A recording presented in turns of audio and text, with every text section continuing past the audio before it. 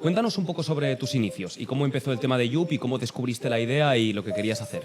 Poner cargadores de móviles en espacios públicos y que eso sea un soporte de publicidad. Desde entonces hasta ahora, pues diría que hemos vendido nuestra tecnología en 25 países, en más de 15 industrias diferentes, miles de cargadores en la calle. ¿Qué cifras maneja ahora mismo de facturación Yup y cuál es el business plan o qué cifras queréis llegar a futuro? Pasamos el euros ya el año pasado. Realmente el grueso del tejido empresarial son las pequeñas empresas. Yo creo que aquí el deporte nacional es la envidia. Esa comparativa que siempre se hace aquí en España, sobre todo, de mentalidad USA, mentalidad de sacar una empresa adelante o crear un negocio, no te la puedes pegar 20 veces, pero al final acabas haciendo ese achievement, ¿no? Y aquí en España, pues, es muy crítico quizás con la figura del emprendedor. No todo el mundo vale para todo. ¿Cuáles pueden ser los mayores retos a la hora de encontrar esa financiación para desarrollar estos proyectos? No, vas con un PowerPoint y te ponen 1 millón de euros. Hostia, no, relax. No es así.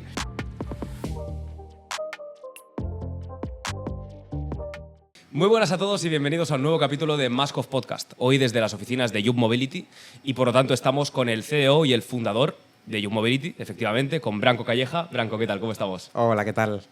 Pues nada, muchas gracias en primer lugar por permitirnos venir a tu espacio.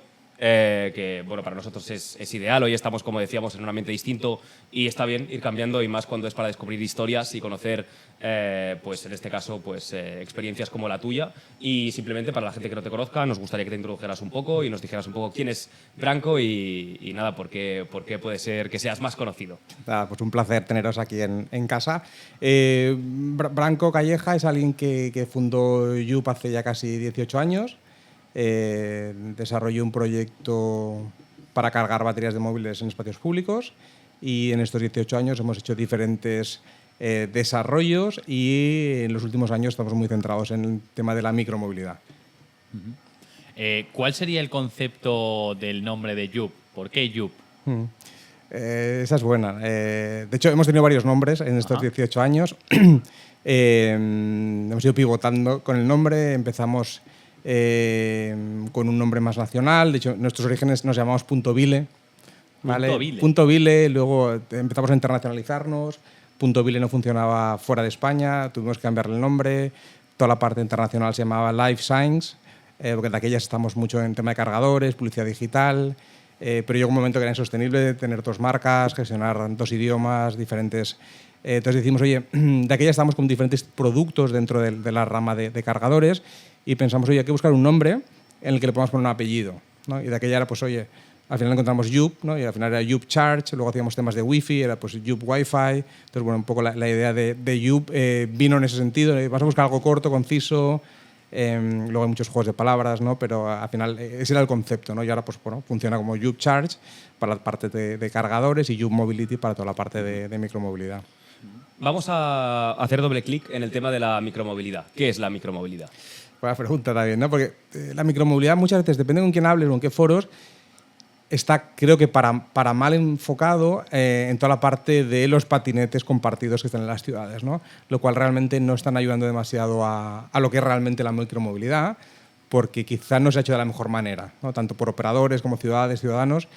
Y muchas veces cuando se habla de micromovilidad es esto, ¿no? Y para nosotros no, para nosotros la micromovilidad es movilidad corta, es movilidad de corto alcance, es movilidad urbana, es movilidad de lo que hacemos realmente casi todos los ciudadanos al día cuando estamos en una ciudad, que es moverte 5 o 10 kilómetros, ¿no? Y ahí es donde entendemos que la movilidad tiene que cambiar. No es viable hacerlo todo como hasta ahora, no es viable tener tantos coches en las ciudades, coches que están el 97% de su tiempo parados, que ocupan el 70% de nuestras calzadas en las ciudades. Insisto, para hacer kilómetros 5, 10 al día en la ciudad. Pues esos micromovimientos son los que nosotros entendemos que tienen que hacerse de una manera diferente, de una manera más activa, de una manera incluso inclusiva, ¿no? Y ese es un poco el proyecto en el que estamos en Yup Mobility, ¿no? El tema de, claro, comentabas al principio que lleváis realmente muchos años con la empresa y que habéis dado algún que otro giro. Cuéntanos un poco sobre tus inicios y cómo empezó el tema de Yup y cómo descubriste la idea y lo que querías hacer. Ha llovido desde entonces. Todo esto empieza en el 2000. Bueno, en el 2007 se monta la compañía, pero empieza realmente antes. Y empieza en un viaje que hago yo a China, pues, 2005, 2006, en otra empresa que tenía yo de material de construcción. Y en un aeropuerto, concretamente el de Shanghai, veo una chica que se acerca a una máquina y hace como que está cargando el móvil en una máquina. Entonces me acerco, saco de aquellas mi Nikon, ¿no? Saco mi cámara de fotos, ¿no? Los móviles no tenían cámara. Saco unas fotos y vengo aquí a España y explico esto, ¿no? A mi familia. Oye, he visto este producto en China, ostras, aquí no está, creo que puede tener sentido hacer algo así aquí, ¿no? Y poner cargadores de aquella, poner cargadores de móviles en espacios públicos y que eso sea un soporte de publicidad. De hecho, es cuando empiezo a montar esto con mi hermana, que es publicista, y entonces es cuando juntamos un poco la idea de, oye, hagamos un soporte nuevo de publicidad que sea un cargador de móviles, con lo cual al final eso lo podemos ubicar en muchos sitios y aprovechar todo ese tráfico de la gente para que marcas estén patrocinando, ¿no? este cargador. Ese es el origen, ¿no? Entonces lo que hacemos es ir a China, buscar un fabricante de un producto, lo encontramos y nos lo traemos. Empezamos a operar con este producto y bueno, un poco desastre porque es difícil negociar o hacer negocios con China. En el 2007 era algo más complicado. Los productos empiezan a fallar, no hay un buen servicio de atención al cliente, pero por el otro lado aquí está teniendo buen sentido, ¿no? Y está teniendo buena acogida en los primeros sectores que atacamos, centros comerciales y demás, ¿no? Entonces nos liamos la manta a la cabeza y decimos, oye, esto tiene sentido, pero si lo hacemos nosotros, si lo hacemos aquí. Nosotros que no somos ingenieros ni nada por el estilo, ¿no? Pero bueno, nos metemos en ello, empezamos a trabajarlo y empezamos a desarrollar nuestros propios productos, un poco qué traíamos de China, oye, pues cómo le dábamos un twist, cómo lo mejorábamos, y ahí es donde empezamos, ¿no? Empezamos un poco a desarrollar nuestros productos, seguíamos un poco con el mismo modelo de, oye, esto tiene que ser un soporte de publicidad, tampoco éramos publicistas, ¿no? Entonces, bueno, seguimos un poco ahí, realmente conseguimos buenos contratos, sobre todo en centros comerciales, pero llega un momento que es que la publicidad no entra la publicidad. Sin embargo, por otro lado, nos empiezan a pedir cargadores porque un centro comercial lo quería tener para sí. Quiero tener esto para mis visitantes, ¿no? Pero es mío, no es tuyo y lo explotas publicitariamente. Entonces, bueno, le empezamos a dar una vuelta, empezamos a generar nuevos productos, entendemos que lo que queremos es que la gente esté conectada fuera de casa.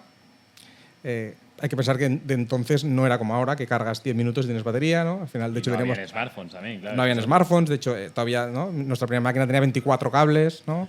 Dábamos carga a móviles QTEC, Philips, bueno, cosas que... Espera, hago un inciso porque me parece muy curioso el avance que ha tenido de los cables de carga de los móviles. Antes cada marca, si no me equivoco, tenía su propio módulo de carga propio de esa marca y tenías que buscarte la vida para buscar a alguien que tenía la misma marca de móvil para cargar el tuyo. Cosa incluso el mismo modelo. Exactamente. De repente Samsung, que entonces ya sacaba el nuevo Samsung, no sé qué, pues nuevo cable, nuevo cargador y nuevo cable. Pues venga, entonces al final esas placas de entonces nuestras, digamos que engañaban un poco al teléfono, a la batería del teléfono, que de aquí también se podía sacar, ¿no? Entonces le das una carga, ¿no? Más fuerte, ¿no? Entonces, bueno, todo fue evolucionando. En este cambio que nosotros empezamos a hacer nuestras propias tecnologías, pasamos del phone al smartphone, ¿no? Entonces todo se empieza un poco a simplificar y es cuando nosotros estandarizamos un poco la tecnología de carga, ¿no? Y empezamos a hacer nuevos productos. Entonces, diferentes tipologías de productos porque entendemos que lo que queremos es que el usuario encuentre esto fuera de casa.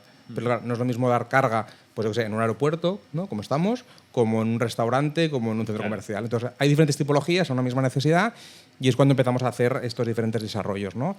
Y desde entonces hasta ahora, pues yo diría que esto, hemos vendido nuestra tecnología en 25 países, en más de 15 industrias diferentes, miles de cargadores en la calle, ¿no? Entonces, bueno, esa es un poco la evolución. Nunca pusimos, o casi nunca hemos puesto publicidad, y al final siempre ha sido vender esto como parte de un activo de tanto empresas privadas como públicas también. ¿En qué países ha funcionado mejor este concepto del cargador everywhere, digamos? Yo te diría que en Europa y dentro de Europa te diría que sobre todo España y Francia. España y Francia es donde nosotros hemos tenido más éxito.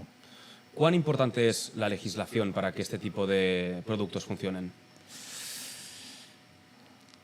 Te diría que no está muy ligado. Sí que es verdad que, por ejemplo, ahora, ¿no? Bueno, ya llevamos tiempo, ¿no? Que para teléfonos tenemos que cargar todos con el tipo C, ¿no? Sí. La democratización, por fin, de los cargadores. iPhone por fin ha perdido la batalla. Y de hecho, para nosotros es mejor, porque al final, nosotros, como decía, al principio teníamos 24 cables. Claro, tú llegabas a una máquina nuestra y tenías el móvil cualquiera, o sea, a lo mejor no estaba.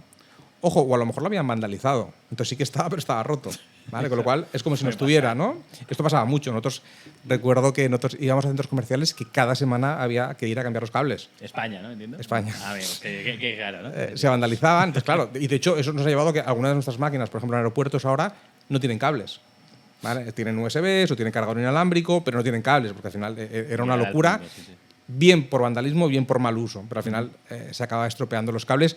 Ojo, no porque los fabricáramos mal, sino porque el cable de per se no está fabricado para que esté, ¿no?, en un uso intensivo y masivo en la calle, ¿no?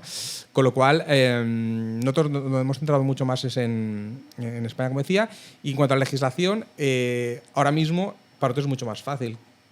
Cualquier usuario que venga a un cargador nuestro va a poder cargar, porque ahora estamos en 1, 2 cargadores, con lo cual, y de hecho tenemos ahora un cable que hemos lanzado hace poco, porque ahora hemos dado un salto en la tecnología nuestra para que sea una carga mucho más rápida y adaptativa, con lo cual el cargador con nuestro cable identifica qué teléfono hay en el otro lado, entonces le da la máxima potencia para cargar de manera segura en el mínimo tiempo, ¿no? Con lo cual para nosotros es mucho mejor. Ahora, esa legislación nos ha afectado para bien, porque ha democratizado y sabes que llegando a cualquier punto nuestro puedes cargar. Claro, totalmente. Vamos a desligarnos un segundito de todo lo que es el área de negocio y me gustaría entrar un poquito más en lo que puede ser algo que también al público general le puede interesar y sobre todo generar mucha curiosidad, que es el hecho de empezar una empresa, todos los retos que pueda haber y evidentemente todas las trabas que por el camino uno se va encontrando. Especialmente para una empresa dentro de un sector que entiendo que habréis necesitado de un cierto capital, que igual una parte podríais tener de inicio, otra no. ¿Cuáles pueden ser los mayores retos a la hora de encontrar esa financiación para desarrollar estos proyectos? Primero, diría que ha cambiado mucho, ¿vale? Desde cuando empezamos esto casi hace 20 años a hoy, ha cambiado muchísimo. Hablamos de democratizar la carga o el cable, pues no te voy a decir que se ha democratizado el montar una compañía, pero yo me acuerdo, yo estudié en ESADE, cuando salimos de ESADE. Yo también. Te ibas a marketing, te ibas a una auditora, ¿no? Big Four de aquella. Big Four y fuera. Exacto. Ostras, a lo mejor, no sé hoy, pero tengo conocidos y muchos ya salen de ahí queriendo montar algo, ¿no? Yo cuando quería montar algo de ahí era un poco el rarus avis. Y de hecho de mi generación, no mucha gente ha montado empresa, ¿no? Con lo cual, punto uno, yo en este camino me he ido enterando de cómo buscar qué tipos de financiaciones y más que van saliendo, ¿no? Pero yo creo que mucha gente hoy ya nace, ¿no? Tengo una idea, voy a buscar en financiación, ¿no? Tú no escuchabas antes en tele, ni en radio, ni en ningún lado, ni en prensa, en rondas de financiación, todo esto no lo escuchabas, ¿no? Entonces, creo que, claro, no estoy convencido, y si yo montara algo hoy, lo montaría muy diferente a como lo monté. Entonces, a nosotros nos ha costado mucho, hemos tirado mucho nosotros de socios, de propio capital nuestro y, digamos, banca más tradicional. Y ahora sí que estamos ya en una fase, sobre todo con la parte de movilidad, ¿no?, que hablaremos, que es un proyecto mucho más interesante, mucho más de impacto para inversores. Ahora sí que estamos en otro concepto de buscar financiación externa, ¿no?, a través de rondas de financiación y demás, ¿no? Entonces, digamos que en una fase inicial o lo que habéis hecho hasta ahora está mucho más centrado en capital propio y entiendo que por la parte de bancos más pues a través de deuda, más que vender partes de la empresa y ahora pues ya es más, oye, ¿quién realmente puede aquí inyectar capital para hacer que esto sea exponencial, básicamente? Exacto, sí. Que eso antes yo creo que era mucho más inaccesible y se ha democratizado, que eso no significa que todo el mundo pueda, ¿vale? Pero es más fácil poder llegar, ¿no?, a esos inversores. Obviamente luego tienes que tener un proyecto que lo pueda asumir, ¿no? Es que yo, por ejemplo, lo que he escuchado mucho, especialmente después del COVID, es realmente hay como muchos inversores que están buscando proyectos y como que es el momento en el que es más fácil encontrar financiación. Igual, yo te digo, yo no soy emprendedor, no soy empresario. Por ahora quiero pensar, hay ideas que van apareciendo y bueno, también es cuestión de decidir y ver cuánta versión al riesgo tiene cada uno. Pero bueno, no sé hasta qué punto puede ser verdad eso, el hecho de que hoy en día la gente pues está más dispuesta a invertir, hay quizá un conocimiento más grande y que la gente está más dispuesta a decir, oye, pues yo confío en un emprendedor, confío en este proyecto, voy a intentar inyectarle. Hay mucho dinero. Sí que es verdad que el dinero durante un tiempo estuvo muy miedoso. ¿Vale? De hecho, no te voy a decir que hay una burbuja, pero ¿no?, hubo como unas cotizaciones de compañías mucho más altas, sobre todo tecnológicas, ¿no? No es la .com, pero casi, ¿no? Todo esto luego se vino un poco abajo, entonces, claro, mucha gente cuyo negocio es invertir, no invirtió, pero durante meses, literal, estaban no trabajando, ¿vale? Porque no podían invertir, ¿no? Sí. Entonces, hay mucho dinero porque no se invirtió. eso no significa que todo sea invertible, ¿no? Y yo creo que eso es algo que a mí a veces, y según qué foros que voy, te hace que incluso me da hasta un poco de rabia, ¿no? De que no todo el mundo vale para tener una compañía. Yeah. No todo el mundo vale para todo. Pero parece que nos están metiendo que hacer una compañía es muy fácil, que tirar una compañía para adelante es muy fácil, ¿no? Que tener a tu cargo a N personas, N familias, lo puede hacer todo el mundo y no es así. No es así. Entonces, se está banalizando un poco este tema y no vas con un PowerPoint y te ponen 1 millón de euros. Hostia, no, relax. No es así. Cuesta mucho. Los inversores saben mucho y te apretan mucho, entonces tú puedes tener una buena idea, pero una buena idea no hace un negocio, ¿no? Entonces, ojo, que es delicado. Y luego encima hay unos stakeholders alrededor, aceleradoras, incubadoras, aprovechadores que están por ahí en medio. Entonces, hay un run complicado. Complicado bajo mi punto de vista, que lo veo un poco desde fuera, lo he visto desde fuera hasta ahora y yo estoy metiéndome un poco más dentro, ¿no? Entonces, ojo, no es tan sencillo. No es tan sencillo y no todo el mundo puede ser Messi. Claro. Entonces, todo el mundo puede, o casi todo el mundo juega a fútbol, no todo el mundo, ¿no? Entonces, nos venden muchas veces los grandes éxitos, ojo, que no siempre son grandes éxitos, aunque el titular parece que sea un gran éxito, pero no todo el mundo puede llegar a ese titular. No es lo que vende al final. El gran éxito, el proyecto exitoso de turno. Exacto. Y los que fallan no se oyen. No los cientos de miles que se han quedado en camino. Exacto. Y el dinero que se ha quemado, perdido. Como muchas veces en Estados Unidos, con el no empieza, ¿no? Y ahí está bien visto, en teoría, tal. Sí. Hostia, es jodido que te digan muchas veces que no en la vida, ¿no? Entonces, y que te quemes dinero tuyo, que te digan si es muy buena idea, tira para adelante, tal. Entonces, yo creo sinceramente que se está quemando una de dinero a nivel mundo, ¿vale? En cosas que no tienen sentido, ¿vale? Porque el proyecto no lo tiene, el equipo no lo tiene, que yo creo que va a haber una generación tocada en sentido. Y tanto. Porque ya te digo, piensa que puede hacer, ¿no? Reaching one day y no es así. Pues se ha visto mucho con el tema de las criptos también, que la gente piensa, oye, no, yo meto aquí, seguro que va a pegar un pelotazo. Exacto. Oye, el dinero cuesta ganarlo. Las cosas son como son. Las cosas son. Entonces, es delicado, pero sí que es verdad, obviamente, que hay un ecosistema que propicia esto, que es más sencillo si todo se junta para que lo puedas hacer, ¿no? Entonces, bueno, en ese sentido creo que es un buen momento. También está el tema macroeconómico, ¿vale? Que tampoco está ayudando ahora mucho, ¿no? Claro. A no ser que tengas una empresa de armas, ¿no? O defensa, la cosa está complicada, pero quitando la parte más macro, obviamente que no la puedes quitar, pero ¿no? Sacándola un poco de lado, creo que es un buen momento para... Hay muchas herramientas para poder hacer cosas importantes. Sí. ¿Qué opinas de la mentalidad que hay aquí en España, lo que comentabas, ¿no? Un poco pues esa comparativa que siempre se hace aquí en España, sobre todo, de mentalidad USA, mentalidad de sacar una empresa adelante o crear un negocio, no te la puedes pegar 20 veces, pero al final la acabas haciendo ese achievement, ¿no? Y aquí en España, pues, es muy crítico quizás con la figura del emprendedor o del empresario, porque se demoniza muchas veces a la figura del empresario, cosa que quizás hay que tener en cuenta que al final el empresario en España es el que prácticamente da la mayoría de los ingresos en los fondos públicos, o sea, en la economía española y la realmente el grueso del tejido empresarial son las pequeñas empresas y ese es el tema, claro. ¿Y qué opinas de esa diferencia, digamos, de mentalidad que hay aquí en España versus otros países como Estados Unidos? Fíjate que yo creo que aquí el deporte nacional es la envidia. Por supuesto, buena frase. Entonces, ¿qué pasa? Que alguien exitoso, que no sabes, uno, si es exitoso o no es exitoso, y dos, lo que le ha podido costar llegar hasta ahí, ostras, en vez de tenerle una autoestima, ¿no? Y lo estamos viendo con grandes empresarios, que es que parece que es que a la mínima, ¿no? Han hecho algo mal, ¿no? Entonces, cuesta mucho llegar a hacer algo y cuando haces algo parece que es que le debes algo a alguien, ¿no? Sin embargo, en Estados Unidos no, o en otras culturas, ¿no? Es como mucho más admiración, ¿no? Lo que aquí es más envidia, ahí es más admiración, ¿no? Y yo admiro eso, admiro eso, ¿no? Porque al final aquí el empresario normalmente, ¿no? Invierte, apuesta, arriesga, bueno, aquí en todos lados me refiero, ¿no?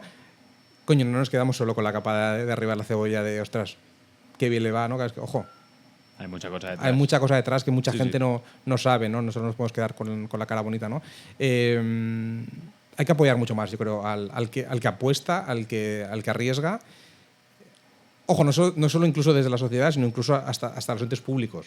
O sea, no voy a dar cifras, pero a mí Hacienda me dio un montón de dinero porque he exportado mucho el año pasado. Nosotros el año pasado, con todo el tema cargadores, ganamos Juegos Olímpicos, ganamos Copa América, pusimos nuestros cargadores, mucha exportación, y el premio para una empresa como Yup de haber exportado muchísimo es que Hacienda me dio un montón de dinero en IVA, que no voy a recuperar hasta ya veremos cuándo, ¿no?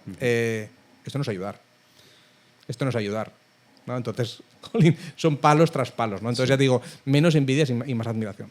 Y cuán importante es, evidentemente, si precisamente la pequeña o la mediana empresa, luego ya entramos en temas de facturación quizá y ya vemos un poco dónde ubicar a Yup, evidentemente, pero cuán importante es para las empresas que están creciendo y que necesitan de reinvertir la caja. Y precisamente cuando no dispones de esa liquidez porque te la está entreteniendo, es la peor forma en la que puedes perjudicar a un negocio así. Ya hay, dejando de lado, pues carga fiscal y cosas así que bueno. No, la frase que cash is king, ¿no? Cash is king, efectivamente. Y en según qué momentos, y nuestro momento ahora es un momento bueno de crecimiento, ¿no? Pues cash es súper importante. Súper importante para entrar en según qué desarrollos que estamos haciendo, en según qué contrataciones, en según qué apuestas de proyecto. Claro, si no lo tienes es complicado, pero si encima no sabes cuándo lo vas a tener, al final esa incertidumbre te mata y te ralentiza, con lo cual al final volvemos a lo mismo. Sí. Está ralentizando el crecimiento de un proyecto que está creciendo, ¿no? Con lo cual ahí nos daría para otro podcast, ¿no? Pero al final creo que tiene que que el Estado, los gobiernos tienen que ayudarnos, digamos, mucho más de lo que nos ayudan a crear, ¿no? Totalmente. Sí. Entrando en caliente un poco, ¿qué cifras maneja ahora mismo de facturación Yup y cuál es el business plan o qué cifras queréis llegar a futuro o pretendéis llegar a Nosotros, desde que introdujimos la parte de movilidad en el 2020, post-COVID, digamos que la empresa ha dado un cambio, ¿no? Ha crecido, y realmente este año pasado ha sido un poco un año de consolidación, de ordenar los mimbres, ¿no? La casa para crecer. Acabando unos desarrollos que teníamos, pasamos el 1 millón de euros ya el año pasado, y este año debería ser ya el año de escalar y llegar a los 2,5. 2,5. Y a nivel, bueno, un escenario de posibles ventas a largo plazo, en 5 años vista, ¿dónde podría situar a Yup? La idea es que movilidad tiene que tener mucho más peso que la parte de carga, ya lo está teniendo. A nivel porcentual estamos hablando de... Ahora estaríamos a 2/3, 1/3, ¿vale? A favor de la movilidad, ¿no? Y realmente eso se tiene que ir ampliando porque los contratos al final que conseguimos en movilidad son mucho más grandes que con cargadores, ¿no? Claro. Entonces obviamente eso se tiene que ir ampliando, además que entendemos que la movilidad es un sector en crecimiento, al final es un proyecto de impacto, al final lo que queremos es ciudades mejores. Entonces hay mucho dinero para invertir, lo que hablamos antes, pero hay mucho dinero para invertir en elementos de impacto, de hacer una sociedad mejor, un mundo mejor, con lo cual por ahí esperemos estar en una de las buenas olas y crecer con ello. Nosotros no nos marcamos techo, de hecho tenemos unos productos en desarrollo y otros que vendrán muy flagship para Yup a nivel mundial. O sea, son productos patentados, únicos, súper escalables para ponerlo en cualquier ciudad. Entonces no nos marcamos techos, sí que hay un business plan, ¿no? Como DBG, los business plans están hechos para no cumplirse, pero obviamente queremos ser optimistas, queremos ser agresivos, en que queremos ir multiplicando y colocar el proyecto por encima de los 10 millones en 2-3 años. Muy bien, ambicioso. 10 millones que estarían repartidos pues un poco pues por mercados que actualmente estáis en Europa. Básicamente nosotros, como os decía, la parte foco es movilidad, y en movilidad estamos básicamente en España, en directo y a través también de distribución. Y tenemos distribución en Francia y Bélgica. En esta segunda parte del año sí que es verdad que con unos productos que lanzamos al mercado queremos entrar más en Europa. ¿Vale? Ya estamos, de hecho, en negociaciones con algunos distribuidores posibles en Europa, firmando ya incluso cartas de intención y demás. Y luego lo que nos gustaría es dar el salto a América, ¿no? América, entendemos que Sudamérica creemos que no está todavía súper preparado para la micromovilidad, pero lo va a estar, con lo cual queremos empezar a trabajarlo.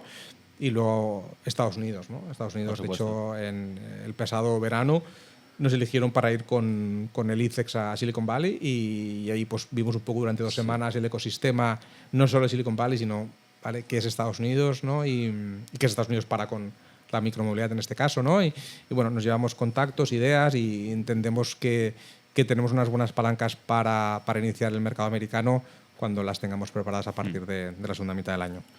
Yo estuve en noviembre y diciembre en Los Ángeles, o sea, durante 7 o 8 semanas. Bueno, me quedé alucinado de la cantidad de bicis eléctricas, pero de estas que van como una o sea, bueno, parecen motos, pero son bicis. Y es alucinante y parece que hay cosas en las que están tan avanzados. Pero luego, por otro lado, también ves el concepto este de que cuando vas al Walmart, cuando vas al Target, cuando vas a cualquier centro comercial, al final, bueno, también para la compra tiene sentido, pero cuando vas a cualquier lado, o sea, la gente ahí, especialmente cuando vives en suburbios, que es la mayor parte de la gente que no está en la gran ciudad, pues evidentemente, claro, la gente ahí se mueve en coche. Y claro, tiene que ser un reto también el hecho de decir, ¿cómo podemos también cambiar la mentalidad de las personas? Que en el fondo cada uno hará lo que quiera. Yo, por ejemplo, a nivel personal soy un firme defensor de la libertad individual, pero bueno, también hay que entender que vivimos en un planeta que tiene pues unas circunstancias y hay que intentar ir cada vez más en pro de la sostenibilidad en algunos aspectos. Pero sí que es cierto que, claro, hay un componente también social, político, que influirá mucho en el hecho de poder decidir si entrar en un país u otro puede ser una decisión estratégica pues más positiva o quizá no tanto. Sí, al final, fíjate, yo en algunas mesas que estoy, al final siempre digo que se tiene que montar una mesa de trabajo público-privada. Al final esto no lo van a hacer solo las empresas, no lo van a hacer solo los gobiernos, ¿no? Y de hecho la red que estamos nosotros tejiendo en las ciudades, siempre decimos que lo que queremos montar es un ecosistema y una red público-privada. Sí. Al final empezamos mucho vendiendo nuestras soluciones de micromovilidad en negocios, en centros comerciales, en hospitales, en oficinas. Y ahora entramos en la parte más de gobiernos, de ciudades, pero al final la red tiene que ser común y yo como usuario me pueda mover por Barcelona mismo, independientemente si voy a Hacienda o si voy al Corte Inglés, ¿no? Entonces, al final, es un poco lo que nosotros estamos montando y obviamente es necesario que las ciudades, y esta semana, ¿no? Por ejemplo, ha salido París, ¿no? Que es una de las ciudades un poco bandera de este nuevo movimiento, y ha habido una votación esta semana y han decidido que 500 calles se van a peatonalizar y van a retirar 10.000 parkings de coches de la ciudad, ¿no? Y ya no es tan fácil encontrar parkings por la ciudad, ¿eh? Por lo menos es la experiencia que yo tengo. Pues lo van a cambiar, ¿no? Entonces, al final, a nosotros nos gusta pensar que las ciudades tienen que cambiar, ¿no? Que las ciudades durante décadas se hicieron pensando en los coches. Nosotros, pensamos que las ciudades tienen que volver a poner al ciudadano en el centro, ¿no? Y eso es, por ejemplo, lo que está haciendo París. Al final, zonas más peatonales, más ajardinadas, ¿no? Sitios donde gusta más vivir y es más saludable y más sostenible vivir. Con lo cual, si París lo está haciendo, ¿por qué no lo pueden hacer otras ciudades? Y yo siempre pongo el ejemplo también de Ámsterdam, ¿no? Que parece que es que Ámsterdam siempre fue así. Y Ámsterdam no siempre fue así, ¿no? No, en absoluto. De hecho, y fue un periodista el que empezó a hacer este cambio, ¿no? Y no en tanto tiempo se consiguió hacer el cambio, ¿no? Con lo cual yo creo que el cambio es posible. No solo es posible, sino creo que es necesario. Y ahí es donde Yup va a estar empujando para que pase, ¿no? Vamos a hablar bueno, en algunos casos también, evidentemente, hay resistencia al cambio. ¿Qué opinas de las ciudades de 15 minutos y la resistencia al cambio que hemos visto, por ejemplo, en el Reino Unido en algunos casos? Primero voy a entender qué es la ciudad de 15 minutos, porque cuando lo explicas, no todo el mundo, es como la micromovilidad, no todo el mundo lo entendemos igual, ¿no? Lo que no tiene sentido es que para ir a comprarte unas gafas tengas que recorrerte media hora en coche en una ciudad, ¿no? Entonces, nuestro tiempo es súper valioso cada vez más. Además, es una ciudad súper cómoda que va más, ¿no? Al final somos como la ciudad de la cápsula de café, o sea, cómodo, necesitamos comodidad para todo. Necesitamos que las cosas estén más fáciles, ¿vale? Hoy en Barcelona te lo puedes recorrer en diagonal en patinete de lado a lado en bien poco tiempo. En coche es impensable. Hoy he bajado a Barcelona, me he pegado la vida, ¿no? Sí, para entrar, para salir, para estar. Con lo cual, creo que hay que explicar bien a la gente las ventajas de hacer estos cambios. Y obviamente cualquier cambio tiene fricción y no todo el mundo estará de acuerdo y no todo, para todo el mundo será igual, ¿no? Al final unos saldrán más beneficiados que otro. Pero yo creo que en el bien común ¿vale? Las ciudades tienen que cambiar. Las ciudades tienen que cambiar. Yo hace años que no vivo en Barcelona, vivo en las afueras, mucho más verde, mucho más agradable pasear, caminar, seguro, sostenible, pero ¿por qué no las ciudades grandes y medianas? Entonces yo creo que es cosa de todos y obviamente siempre va a haber fricción. Lo que creo que no podemos es montar las ciudades pensando en los votos. ¿Pensando en los, perdón? En los votos. Ah, en los votos. Al final hay que pensar en la gente. Entonces, al final, hay que hacer acuerdos comunes y cambiar las ciudades, no solo pensando que si hago esto me votarán más o me votarán menos, ¿no? Con lo cual... y en cualquier aspecto, eso sí, ¿quién no decide? ¿Qué partido político no decide las medidas o su programa electoral según los votos? Ese es el problema. Claro. Entonces, bueno, y de hecho nosotros estamos hablando con muchos ayuntamientos y explicándoles, y por suerte, da igual el color con el que estés casi hablando, que es unánime. Otra cosa es que se puedan hacer las cosas y los cambios y los presupuestos. Pero abiertos hay están todos. Sí, pero abiertos están todos a que, hay oye, consenso general, sí, yo creo. Hay que cambiar esto. El tema es que el qué, el cómo, el cuándo, ¿no? Pero yo creo que estamos en la buena dirección y mi reflexión es esa. No cuesta tanto hacerlo. No cuesta ni siquiera tanto dinero hacerlo comparado con dineros que se gastan en otras situaciones, ¿no? Entonces yo creo que... Yo pongo el ejemplo de lo que cuesta poner nuestras infraestructuras de parking, por ejemplo, con infraestructura de parking de coches. De carga. Es infinitamente más barato. Que incluso pueden estar hasta un año parados. Entonces, yo no estoy contra el coche, tampoco. Creo que hay que buscar el equilibrio y hay diferentes maneras de movernos, pero creo que en el equilibrio va a estar el éxito, ¿no? Entonces, creo que hay que apostar. Yo te voy a hacer dos preguntas así de rápidas cortitas al pie. ¿Es Branco Calleja usuario de micromovilidad? Sí, pero menos de lo que me gustaría. Vale. ¿Por tiempo, por disponibilidad de medios o...? Porque, por ejemplo, yo antes podía bajar en patinete, ir de mi casa al tren, coger el tren, bajar a Barcelona y hacer reuniones en patinete y volver. Ahora no puedo porque lo han prohibido, bueno, hace ya unos meses, por ejemplo, ¿no? Con lo cual, menos de lo que me gustaría. Entonces, al final, creo que la infraestructura es fundamental para poder utilizar mucho más la micromovilidad, ¿no? Y a nivel sostenibilidad, segunda pregunta, ¿a favor o en contra del coche eléctrico? Yo tengo un coche híbrido. Vale. Entonces, estoy a favor de cambiar la manera como nos movemos. No estoy tan a favor de... Parece que es que el coche eléctrico es la salvación, ¿no? Yeah. Y bajo ningún punto lo es. De hecho, es insostenible. O sea, tú no puedes tener toda una ciudad media, ya medio en Barcelona. Es que ni siquiera puedes tener un edificio... un parking de un edificio... íntegramente de coches. Es imposible, ¿no? Entonces, claro, volvemos a lo mismo. Si no nos cuentan todo, no podemos saber de todo, pero si encima no nos lo cuentan todo bien, pues es más complicado, ¿no? Entonces, claro, hay muchísima gente que no tiene parking, no va a poder cargar el coche. Es difícil. Entonces, al final yo entiendo que para una serie de usos es fantástico, no para todos, ni para todo. Entonces, hay que buscar ahí otra vez el equilibrio. Pero bueno, yo estoy ahí en el primer pasito de un híbrido. Claro. A mí, por ejemplo, yo debo decir que mi opinión, por ejemplo, con el tema de los coches eléctricos es un poco... Explico por qué. Pongamos el ejemplo, por ejemplo, de las zonas de cero emisiones de Madrid. A mí me parece bien que en algunos sitios pues, las emisiones vayan a ser pues más bajas de lo que son habitualmente o que han sido hasta la fecha con el tema de los coches tradicionales. El problema es que no existe una democratización del acceso a los coches eléctricos por un tema de coste, por ejemplo. Entonces, claro, pueden ser medidas que pueden parecer muy sostenibles, pero por otro lado, la gente de a pie, de calle, no puede acceder a estas soluciones en muchos casos. Entonces, es algo ahí que me tiene un poco... Entiendo la finalidad, pero al mismo tiempo me parece una pérdida de libertad. Aunque entiendo que la sostenibilidad la puedes poner al centro también, pero igual los cambios radicales son complicados precisamente por este tipo de cuestiones. Yo aquí hago un apunte y es algo que es un poco crítica al gobierno en general. Y a las regulaciones a nivel de Europa, que entiendo que esto viene más por un tema europeo, el tema de las emisiones de los coches y cómo están contempladas en ciertas siglas, pues el consumo cero, el B, el C, todas las vainas estas que hay ahora. Hay coches, yo soy un fanático de los coches, pero hay coches que son de una potencia elevadísima, que no son precisamente híbridos tal, únicamente por una prueba de consumo que se les hace de la Euro NCAP o alguna asociación que mide la sostenibilidad de los vehículos y tal, que tiene emisión cero. Dices, ¿cómo me estás vendiendo que el coche eléctrico es la solución, que tal, no sé qué, pero luego estás dando esas etiquetas cero consumo o etiquetas eco a un coche que para nada lo es? Que únicamente homologa su consumo por tener una batería de un tamaño diminuto para poder asumir esa potencia de carga de X y que tenga esa parte eléctrica el coche, pero a su vez es un coche que si lo pones en modo combustión consume mucho más. Porque encima pesa el coche y claro. Es algo que para mí no tiene ningún tipo de sentido y es pero eso fue también el origen. Yo creo que también está cambiando. Mi coche es uno de esos.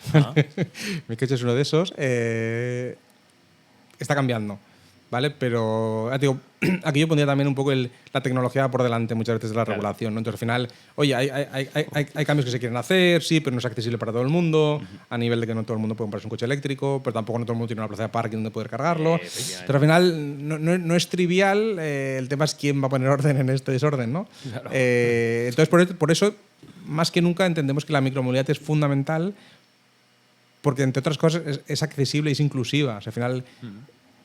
Casi todo el mundo, digamos, podría llegar a comprarse un patinete eléctrico para moverse en su día a día, ¿no? Casi todo el mundo. Y antes nos comentabas también que, a ver si nos puedes compartir este dato también, ¿qué porcentaje de la población mundial vive en ciudades y en España cuánto es también? Es que nosotros, a día de hoy, a nivel global, el 50% de la gente vivimos en ciudades. En España, este dato sube al 75%. Mucha zona… O sea que 7 de cada 10 personas hoy en España vivimos en ciudades, ¿no? Pero es que en el 2050, a nivel mundial, esta cifra va a subir al 75%. No sé cuánto estaremos entonces en España. Con lo cual, obviamente, es insostenible un layout de ciudades como los que tenemos hoy para todo lo que tiene que venir en las ciudades, ¿no? Entonces, o sea, si ya es insostenible moverse hoy en una ciudad mediana grande en coche, mañana va a ser mucho peor, ¿no? Y es donde nosotros entendemos, donde cabe un coche, caben 10 bicicletas. Donde se carga un coche, se carga… Entonces, claro, ese cambio es el que necesitamos hacer. Insisto, al final, coches o automóviles que ocupan el 70% del espacio de una ciudad. Es que es una barbaridad. Oye, pues a lo mejor solo que quites un 10%, mira los jardines y los árboles que metes, ¿no? Y al final también están ahí los estudios, ¿no? Que al final estos coches, además, se dice que están el 97% de su tiempo parados. O sea, tienes un coche que vale un dineral. Si es eléctrico, más dineral. Parado el 97% del tiempo y 7 de cada 10 duermen en la calle, con lo cual tampoco se van a poder cargar. Si juntas todo esto, es como una dispausia total, ¿no? Y es un poco locura, ¿no? Y ahí es donde insistimos nosotros en, oye, es que hay cambios. Es que al final, ¿por qué no poner una bicicleta? ¿Por qué no moverte con un patinete? ¿Por qué no moverte con otros elementos, un cargo bike, otros elementos que van a poder entrar y que ya están entrando en las ciudades? Lo que hay que hacer es facilitar, y es donde Yup quiere un poco ser el facilitador, uno de los agentes, para que realmente esto sea posible. Otro dato importante, en Europa se denuncian que nos roban 3 millones de bicicletas al año. Claro, muchísima gente tiene la bicicleta, la semana se la han robado. Pues mucha gente o dirá, no me compro más o no puedo comprarme otra, ¿no? Todos conocemos casos, yo creo. Claro, entonces al final es, ostras, y claro, y encima ahora le sumamos que vienen las bicicletas eléctricas, ¿no? Una bicicleta eléctrica, oye… Qué golosas, sí. Vale más dinero, ¿no? Y a su vez es más goloso. Entonces, claro, hay que poner un poco de freno en esto para que realmente la gente pueda acceder a estos vehículos, que encima por otro lado también quieren ayudar, sobre todo en España no tanto, pero en otras ciudades, países, pues están ayudando para que se compren estos vehículos, ¿no? Pero al final volvemos a que, y nosotros nos gusta decir que somos parte de la infraestructura, se ha hecho un gran desarrollo, otra cosa que estén bien o mal, de carriles bici en muchas ciudades, perfecto, pero ahora ¿qué pasa cuando llegas al punto? Que como no tengas un sitio seguro donde aparcar y en algunos casos cargar, pues tampoco lo vas a coger, ¿no? Claro. ¿Qué opinas, por ejemplo, de empresas como Car2Go o cuál era la otra que está en Madrid muy famosa? Sí, ahora no me sale el nombre. Está Car2Go y… Mira que la he usado, no lo recuerdo. Bueno, yo utilicé en París una que se llamaba City, o sea, City con Z. ¿Qué es coches compartidos? Sí, coches compartidos eléctricos, sí. ¿Crees que es una buena opción de cara también un poco a esa Smart Mobility o esta movilidad compartida con otros usuarios? ¿Es algo sostenible? Al final hay muchos movimientos, ¿no? El car sharing, el carpooling, o sea, me refiero que hay diferentes maneras de moverse y yo creo que están más cerca que nunca. Al final la tecnología nos acerca, ¿no?, a estas maneras de acceder a un coche. Yo me acuerdo que para alquilar un coche antes era un drama. Sí, tenías que el papeleo. Exacto, sí. El aeropuerto o el no sé, ahora tú llegas a una ciudad, una app, lo haces y ya, no, lo quiero el fin de semana porque me voy a la playa, pues lo puedes alquilar. Y de hecho la gente más joven, ¿no?, y esta es una discusión que también tenemos muchas veces, muchos no quieren tener un coche. Yo mi ilusión con 16 años era comprarme una moto y con 18 un coche, ¿no? La de Guille también. La de Guille también.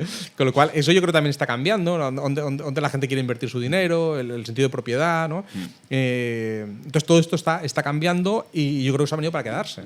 Al final, oye, uno de los retos es maximizar los activos, ¿no? y todo lo que hay en la sociedad como conjunto, ¿no? Entonces, al final, lo que decía, un coche 97% parado es que es antieconómico, antirrentable, lo mires como lo mires.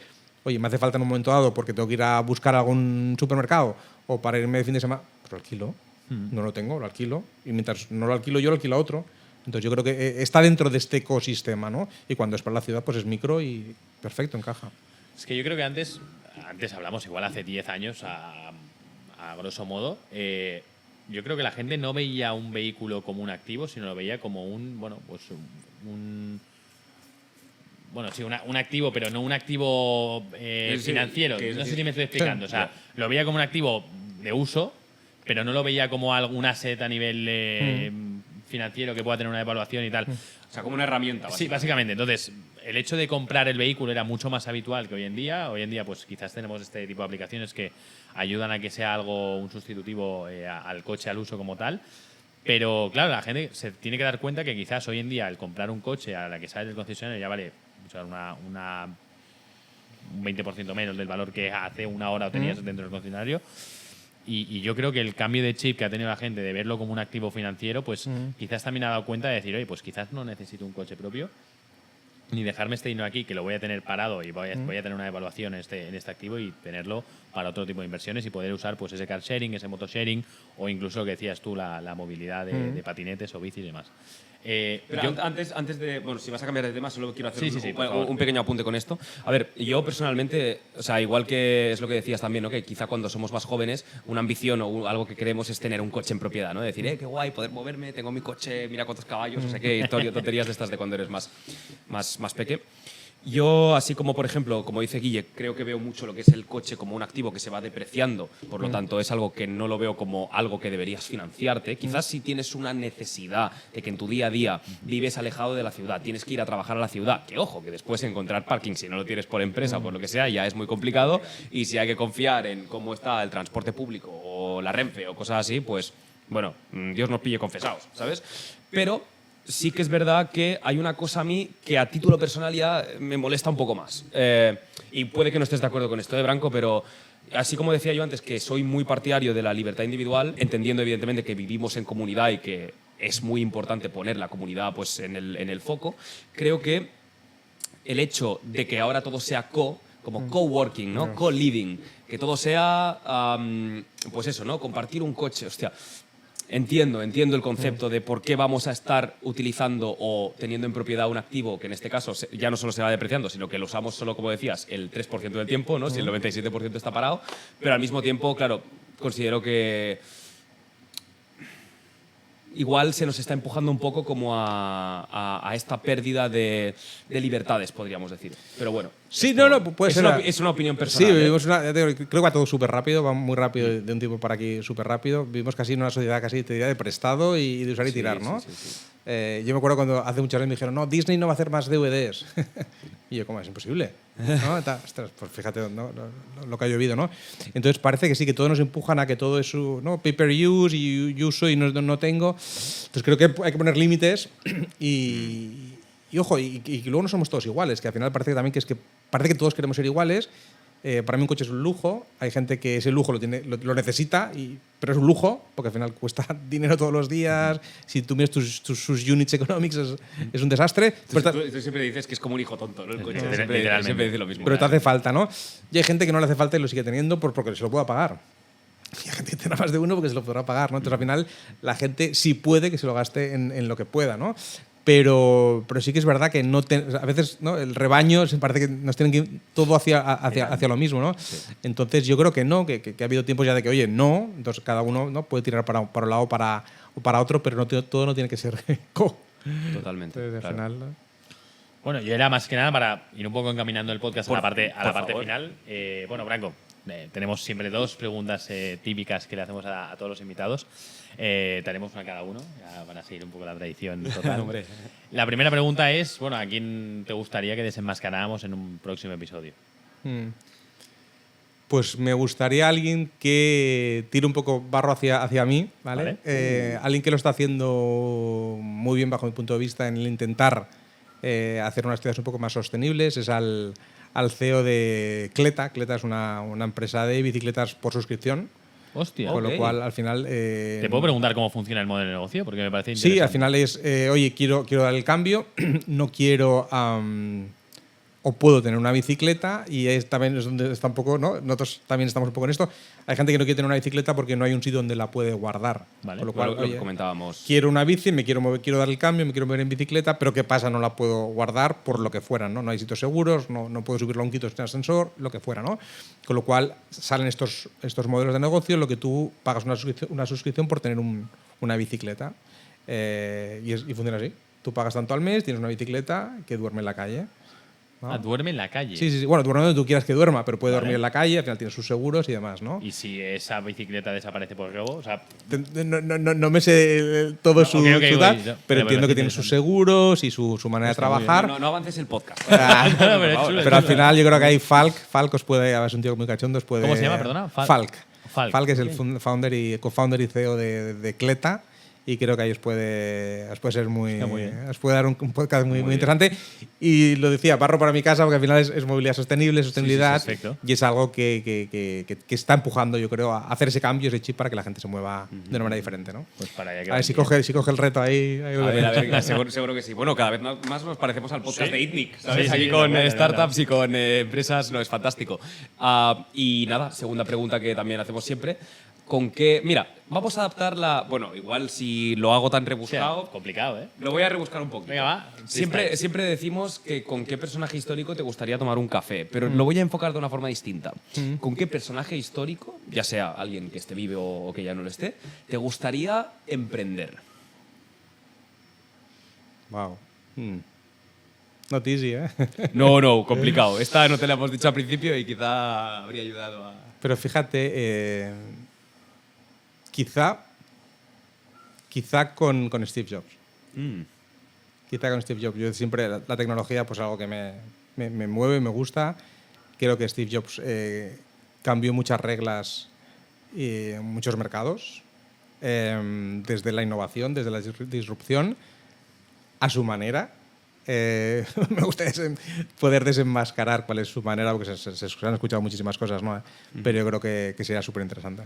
Es curioso porque, mira, precisamente el otro día estábamos, no sé si conoces a un, bueno, podríamos llamarlo tanto conferenciante como coach de gesticulación, hablar en público, expresión, que se llama Jordi Gracia, que había trabajado dijo que había trabajado con Jordi Basté también y con… En televisión y luego y en Racuno el negocio por él mismo. Sí. Pues mira, precisamente ayer lo teníamos, no sé cuándo saldrá cada episodio, pero bueno, ya lo organizaremos de alguna manera. Y precisamente nos dijo que Steve Jobs es curioso porque no es que fuera un gran comunicador, pero algo que sí tenía, que hacía que sus mensajes fueran muy impactantes, es el tema del manejo de los silencios, ¿no? Sabemos ese ejemplo de cuando dice, imaginaros que tuvierais el teléfono móvil, el iPod y no sé qué más era, ¿no? Todo junto en un dispositivo. Silencio ahí un poco sepulcral, el iPhone.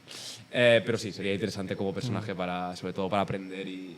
Totalmente. Y verlo. Creo que es el primer invitado que has repetido en la lista. Sí, es que tenemos algo que es siempre como hacemos esta pregunta. Ahora por fin se ha dado la primera vez que alguien repite. Repetición.